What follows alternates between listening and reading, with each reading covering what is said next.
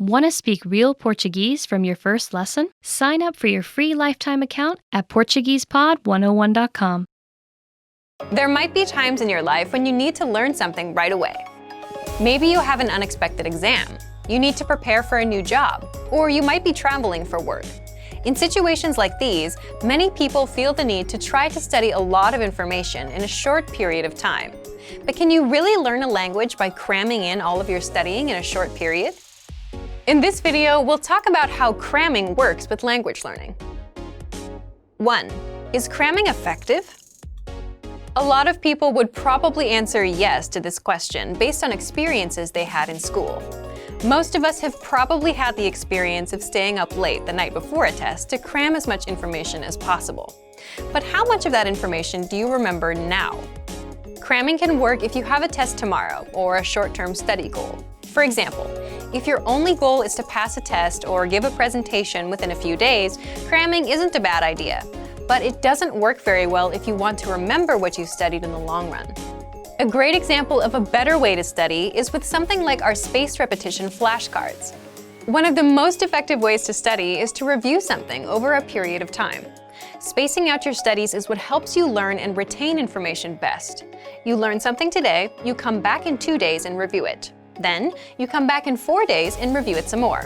In contrast, cramming is a one-time thing. You cram a lot of information in your brain, take a test, and then forget it all. But when you review, you're strengthening the synapses in your brain. Synapses are like little roads that connect the neurons in your brain.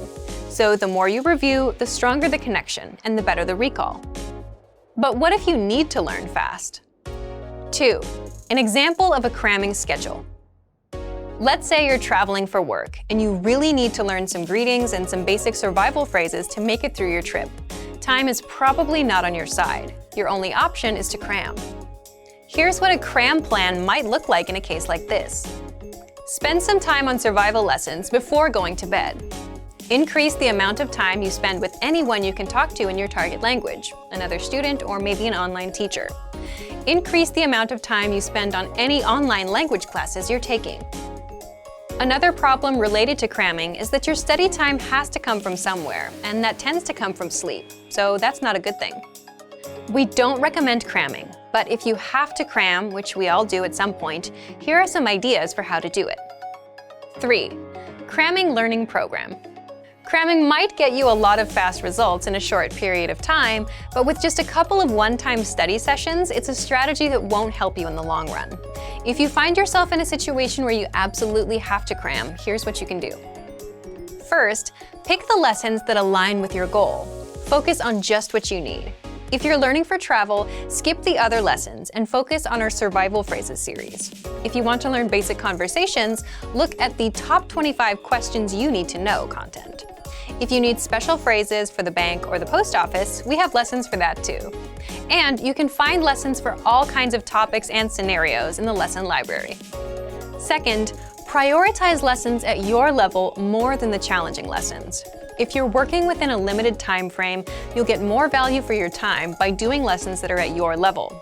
You can spend more time on the harder lessons later if you find you have the time. We have a vocabulary slideshow tool and a flashcard tool that you can use for quick study sessions. Both of these features quiz you on vocab and help you learn fast. Focus on mastering a few must-know lessons. It's better to know all of the dialogue from 5 lessons inside out than to run through 60 lessons and not remember anything. You can also take advantage of our lesson notes. Inside the lesson notes, you'll get the lesson dialogue, translations, explanations, sample sentences, and cultural insights. We have a printer-friendly version of the word bank too. Just click on that to create a printout. It'll give you a physical study sheet you can use to review anywhere. You can also print out PDF conversation cheat sheets and infographics.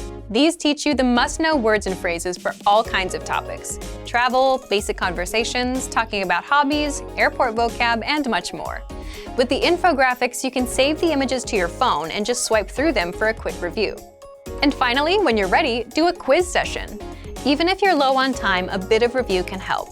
After you're done with a lesson, stop and ask yourself, what was the main grammar point of the lesson? Try and explain that rule to yourself in your head, or say it out loud. Remember, we don't recommend cramming as the best method for learning a language. The key to building skills is repetition.